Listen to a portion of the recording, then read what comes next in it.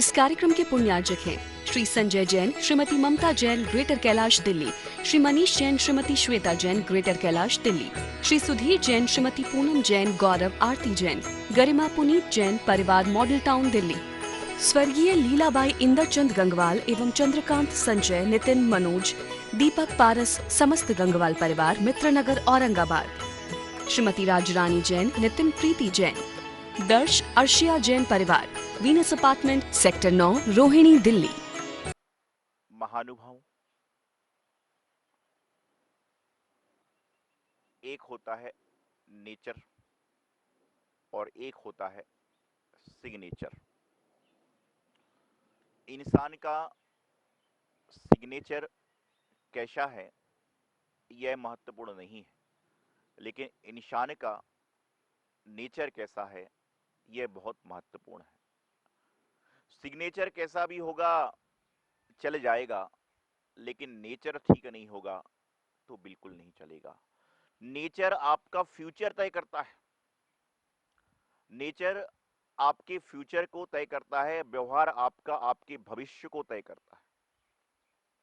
अच्छे कहते ना कि अच्छे बोलने वाले के कोयला भी बिक जाता है और बिना बोलने वाले के बादाम भी नहीं बिकती।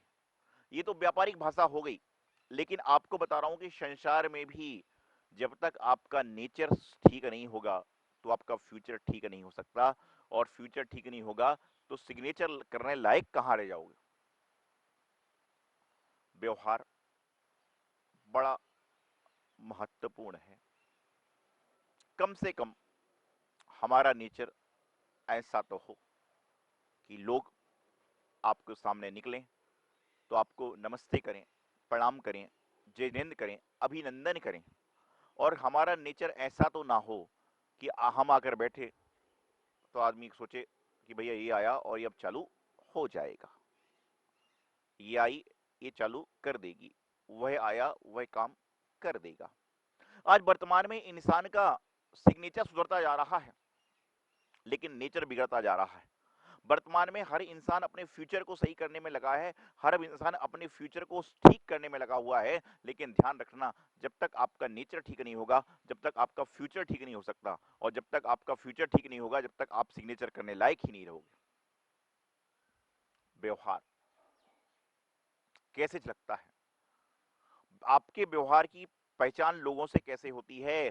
तो सबसे पहले आपके व्यवहार की पहचान आपकी वाणी के द्वारा होती है।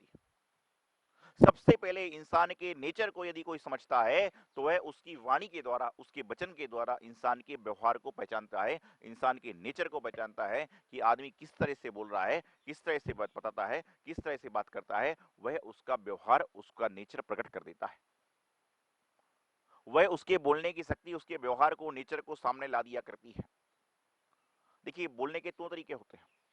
एक व्यक्ति के घर आप भोजन करने गए, उसने आपको तरह तरह का भोजन कराया और संयोग से आपको भिंडी की सब्जी अच्छी लगती थी, संयोग से आपको रसगुल्ला अच्छा लगता था, उससे भरपेट अपने महत्वपूर्ण भोजन कराया, और चांस की बात है कि भिंडी की सब्जी और रसगुल्ला नहीं था, बाकी सब कुछ था। उसने पूछा कि भाई साहब भोजन ठीक हुआ? हाँ, भोजन तो बहुत अच्छा था, लेकिन सब्जी में भिंडी और मिठाई में रसगुल्ला होता तो और क्या कहने। हो गया काम, सारा किए कराए का पानी फिर गया, चकनाचूर हो गया, उसकी आशा खत्म हो गई, उसका व्यवहार खत्म हो गया, उसका विश्वास खत्म हो गया। इसके विपरीत आप किसी के यहाँ भोजन करने गए, उसने अपनी सामर्थ्य अनुसार आपको दाल रोटी दी, सब्जी दी, पापड़ अचार दे दिया, एक नमकीन बूंदी दे दी, और उसने पूछा भाई आपने भोजन किया कैसा लगा? अरे इतना अच्छा भोजन, बरसों बाद ऐसा खाना खाने को मिला, बरसों बाद ऐसा भोजन करने को मिला। वह अगला आदमी अगले बार 4 लोग को और बुलाएगा और आपको फिर से बुलाने का प्रयास करेगा। लेकिन तुमने कह दिया ये होता तो बहुत अच्छा था, तो क्या हुआ? बेचारा वह किसी को बुलाने की हिम्मत ही नहीं करेगा। अरे विचार करिए कि अपने विचारों को बदलो, अपने नेचर को बदलो। सुख में तो सुखी सब हैं, दुख में सुखी कितने होते हैं, यह महत्वपूर्ण हुआ करता है।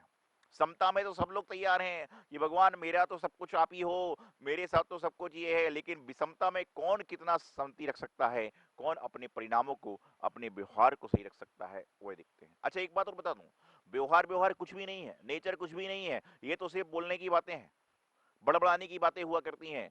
आज यदि कहीं कोई ऑफिस का एम्प्लाई काम कर रहा है और उससे कोई गलती हो जाए, और पड़ोस का आदमी जो उसका जूनियर है, जो उसका साथ का है, वो बोले तुमने गलत काम कर दिया, तो वह मरने मारने पे उतारू हो जाएगा, गाली गलौज करना चालू कर देगा। लेकिन जैसे ही उसका बॉस बुलाएगा, बोले भाई तुम्हारे द्वारा ये चीज टूट गई, ये ठीक नहीं हुआ, जी सर गलती हो गई, मैं इसका हर्जाने भरने तैयार हूँ, मुझसे गलती हो गई, मैं इसका हर्जाने भरने तैयार हूँ। विचार करिए, वही व्यक्ति बाहर मरने मारने पे, गालू गलौज पे, डंडे फसाद करने तैयार था। तो ये व्यवहार नहीं है, ये आदमी की आदत है, लेकिन यही आदत आपके व्यवहार में परिणत हो जाती है। तो मैंने आपको बताया कि सबसे पहले इंसान के व्यवहार की पहचान होती है वाणी के द्वारा, कि इंसान वाणी के माध्यम से पहचाना जाता है कि यह व्यवहार कुशल है, कि यह व्यवहार निकृष्ट है, इससे व्यवहार बनाना चाहिए कि नहीं।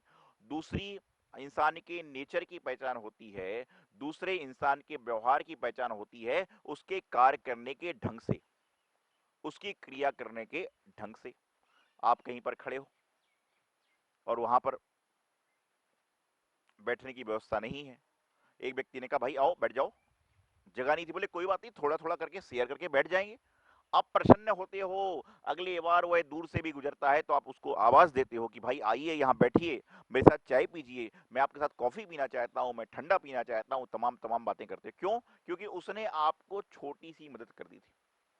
और कई लोग किस तरह के होते हैं, मैं तो जिन मंदिरों में दिखता हूँ, मैं तो घरों में जाता नहीं, पिक्चर हॉल में जाता नहीं, मार्केट में जाता नहीं, मैं तो जिन मंदिर में देखता हूँ और अपने पास आने वाले लोगों को देखता हूँ। मंदिरों में होती जगह, विधान चल रहा है, सीट रखी हुई है, आप बैठे हो, कोई आकर बैठना चाह रहा, बोले बोले क्या हुआ भाई, करंट लग गया? ऐसा कई बार हो जाता है मेरे सामने, मैं जब देखता हूँ विधान चलता रहता है, अरे क्या हो गया, करंट आ गया, क्या बात हो गई, भूकंप आ गया, हड़ताल हो गई, क्या हो गई? फिर मालूम चलता है बोले यहाँ मत बैठना, यहाँ मेरे पतिदेव आने वाले, मेरी सहेली आने वाली है, मेरी मम्मी आने वाली है। अरे भाई, जो आएगा सो आएगा, उसको तो बैठने दे। तो वह इंसान कभी भी जिंदगी में आपके पास फटकेगा भी नहीं। आपके काम करने की शैली, आपके काम करने की व्यवस्था, आपके काम करने का व्यवहार ही आपका जो है दूसरे नंबर की जो व्यवस्था होती है। आपके नेचर की पहचान पहले तो होती वाणी से, दूसरे होती है आपके व्यवहार के, व्यवहार से, कि आपका व्यवहार जो है, आपके जो है किस तरह कार्य करने की क्षमता कैसी है, कार्य करने की शैली कैसी है। और तीसरा होती है महत्वपूर्ण पहचान, नेचर की तीसरे नंबर की और महत्वपूर्ण पहचान होती है आपके रहने के, पहनने के ढंग से। बोलने से तो पहचान होती है, सबसे महत्वपूर्ण तो बोल है। इस इंसान में जो कुछ भी होता है वह जिब्बा के कारण होता है। इसलिए भगवान ने दो आंखें बनाई, दो कान बनाए, नासिका दो बना दी, आंख, हाथ दो, पैर दो, सब कुछ बना दिए, आंख दो बना दी, लेकिन जीभ एक रखी कि एक जीभ ने तो महाभारत रामायण कर दी, और दो जीभ करते तो पता नहीं हिंदुस्तान में क्या प्रलय आ जाती। शब्द समार के बोलिए, शब्द के हाथ न पाओ, एक शब्द औषधि करे और एक शब्द करता है खाओ। तो व्यवहार की पहचान होती है वाणी के माध्यम से होती है, नेचर की पहचान वाणी के माध्यम से होती है, कार्य करने के माध्यम से होती है, आपके रहन सहन से होती है, आपके उठने बैठने पहनने से हुआ करती है कि आपका रहन सहन कैसा है। रहन सहन से मतलब ये नहीं कि आप जानबूझ के नाटकबाजी चालू कर दो। एक बार ऐसे ही हुआ, एक संत के पास एक जोड़ा पहुंचा, लाल कपड़े, लाल बेल्ट, लाल पर्स, लाल घड़ी, मोबाइल का कवर लाल, चश्मे का डंडी लाल, सब कुछ लाल ही लाल, यहां तक कि चेहरे पर भी लालिमा। महाराज जी बोले वाह, बोले महाराज जी बस मैचिंग का जमाना है। अगले दिन वह परिवार आया, कपड़े सफेद, मोबाइल का कवर सफेद, घड़ी सफेद, बेल्ट सफेद, चश्मे की डंडी सफेद, और मुंह में भी पाउडर सफेद। अगले दिन वह परिवार आया, कपड़े काले, कपड़े काले, बेल्ट काला, पर्स काला, मोबाइल का कवर काला, चश्मे की डंडी काली, लेकिन चेहरे पर बिल्कुल कालापन नहीं। महाराज बोले आज मैचिंग कहाँ गई तेरी, आज मैचिंग कहाँ चली गई। बोले महाराज जी बस आज मैचिंग कहाँ चली गई। बोले काला क्या लगाते, तो बोले जूते पॉलिश करने वाला कलर लगाते, वही भी तो काला होता है। मानमो आप किस मैचिंग के चक्कर में पड़ रहे हो। जो आपकी मैचिंग हो रही, लाल के साथ लाल है, पीले के साथ पीला है, सफेद के साथ सफेद है, नीले के साथ नीला है, लेकिन काले के साथ चेहरे पर काला क्यों नहीं है। और धोखे से लगा दिया तो कहेंगे काला खुद लगा दिया। तो जीवन में व्यवहार को सही करिए। आपका व्यवहार आपका भविष्य तय करता है, आपका जीवन में आपकी व्यवस्था तय करता है, आपकी वार्तालाप करने का तरीका, आपके उठने बैठने का तरीका। तो मैं आपको बताना चाह रहा था कि जीवन में रहन सहन का ढंग, आपके पहनने ओढ़ने का ढंग कैसा हो। ये नहीं कह रहा हूं कि महाराज ने कह दिया रहे तो कल से आप चालू हो जाओ, लाल टोपी हाथ में छड़ी लेके चल लो। मैं आपको बताना चाहता हूं कि हमारा जो रहने सहने का ढंग होता है उसके माध्यम से लोग समझते हैं कि यह आदमी व्यवहारिक है कि नहीं। एक क्षण में आदमी की पहचान हुआ करती है। जिस प्रकार से जौहरी के पास में हीरा जाता है तो वह तुरंत देख के बता देता है कि यह असली है नकली, और जिसके पास में होता है वह जिंदगी भर पता नहीं कर पाता कि यह असली है या नकली। उसी प्रकार से एक बार में इंसान की पहचान हो जाती है कि यह व्यवहार कुशल है कि नहीं, यह आदमी ठीक है कि नहीं, यह आदमी है कि नहीं। बहुत सारे ऐसे लोग होते हैं जिंदगी में, आपको मिलते होंगे, जो अपनी बात, अपनी व्यवस्था, अपना कार्य कर रहे हैं। मैं एक बात कहता हूं कि आपका गुड टॉक नहीं हो सकती, कोई बात नहीं, गुड नेचर नहीं हो सकता, कोई बात नहीं, लेकिन कम से कम आप अपने आप को शांतिप्रिय तो बना सकते हो, साइलेंट तो हो सकते हो। क्योंकि आप जितना जितना अच्छी तरह से बैठोगे, बहुत सारे ऐसे लोग जो एकांतवासी होते हैं, एक कहावत भी आती है, एकांतवासी झगड़ा ना झांसी। एकांत प्रिय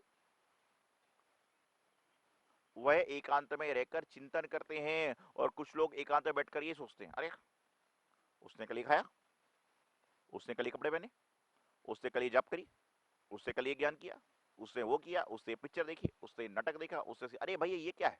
एकांत मिलता है आपको अपने आत्मा का चिंतन करने के लिए, आपको अपने बारे में सोचने के लिए, आपको अपने भविष्य की क्रियाएं को तय करने के लिए, आपको अपने भविष्य की व्यवस्थाएं सही करने के लिए आपको एकांत मिलता है। उस एकांत को फायदा लें। आज लोग तरसते हैं, घरों से बाहर लॉन्ग ड्राइव पर जा रहे हैं, शिमला कुल्लू मनाली घूमने जा रहे हैं। घूमने जा रहे हो जब तो ठीक है, बोले थोड़ा सा रेस्ट के लिए जा रहे हैं। अरे वहां के 4 दिन के रेस्ट में क्या जिंदगी कट जाएगी। शिमला कुल्लू मनाली ऊटी के 4 दिन के रेस्ट में क्या जिंदगी कट जाएगी। रेस्ट तो करना सीखो घर पर, क्योंकि तुम्हें जिंदगी का घर में ही रहना है। बाहर तुम जाते हो इंजॉयमेंट के लिए, ठीक है, फन के लिए जा रहे हो, ठीक है, लेकिन कम से कम इंजॉयमेंट के लिए जा रहे हो, ठीक है, लेकिन रेस्ट के लिए जा रहे हो क्या है, क्या घर में रेस्ट नहीं है। और जो रेस्ट के लिए इधर उधर घूमता है, भविष्य में उसको बेड रेस्ट हो जाए तो कोई बड़ी बात नहीं, और बेड रेस्ट घर में ही करना पड़ेगा या अस्पताल में करना पड़ेगा। कोई आपको कुल्लू मनाली शिमला इधर उधर बेड रेस्ट नहीं हो सकता। तो जिंदगी में अपने नेचर को सही करिए। नेचर सही होगा तो फ्यूचर अपने आप हो जाएगा सही, और फ्यूचर जब अपने आप सही होगा तो लोग आपका सिग्नेचर चाहेंगे। आपके अधिक हीरो हीरोइन, क्रिकेटर, महापुरुष, साधु संत, इनके सिग्नेचर क्यों चाहते हैं लोग, क्योंकि इनका नेचर भी सही है, इनका फ्यूचर भी सही है। अपने व्यवहार को सही करें, व्यवहार को वाणी के माध्यम से सही करें, व्यवहार को कार्य करने के माध्यम से सही करें, व्यवहार को रहन सहन के माध्यम से सही करें, और जो मिला है उसमें संतोष की प्रवृत्ति अपनाएं। ये हो नहीं सकता, मेरे साथ नहीं हो सकता, आपके साथ नहीं हो सकता, किसी के साथ भी नहीं हो सकता, लेकिन धीरे धीरे धीरे धीरे करके, आज मान लीजिए एक चीज, मान लो मैं रोज 10 बार बोलता हूं, मैं आज 9:30 बार बोलूंगा तो आधा तो कम हुआ। मैं 9:45 बार बोलूंगा तो 15 तो कम हुआ। धीरे धीरे करके आदतें जाती हैं। जिस तरह से आदतें धीरे धीरे नहीं जल्दी से आती हैं, उसी प्रकार से धीरे धीरे आदतें भी जा सकती हैं। अपने नेचर को सही करें, आपका जीवन सही होगा, अपना क्रम व्यवस्थित होगा, और आप कल्याणकारी होंगे। इति अल्पम। आचार्य गुरुदेव सिद्धांत सागर जी महाराज।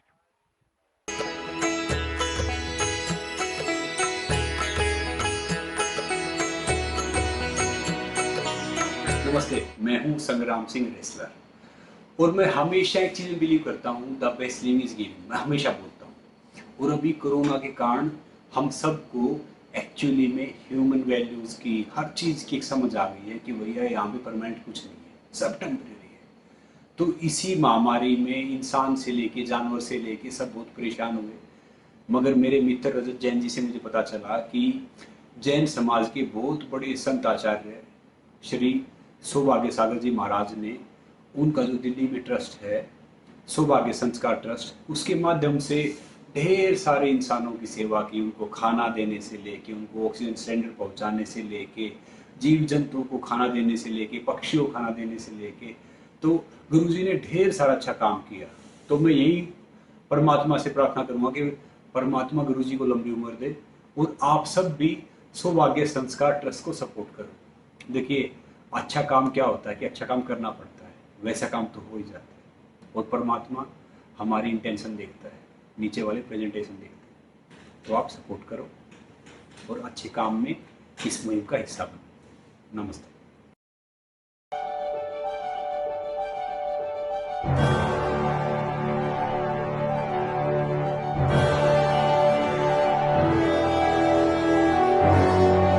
चिंतामणि पार्श्वनाथ भगवान की जय।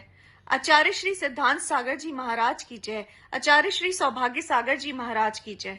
परम पूज्य गुरुदेव बाल योगी आचार्य श्री 108 सौभाग्य सागर जी महाराज की प्रेरणा एवं आशीर्वाद से दिल्ली क्षेत्र में मुनिसुव्रत तीर्थ का भव्य निर्माण कार्य प्रगति से चल रहा है, जहां पर 24 तीर्थंकरों की 24 वेदियों का निर्माण होगा और प्रत्येक वेदी पर 24 भगवान की 7-7 इंच की प्रतिमाएं विराजमान होंगी।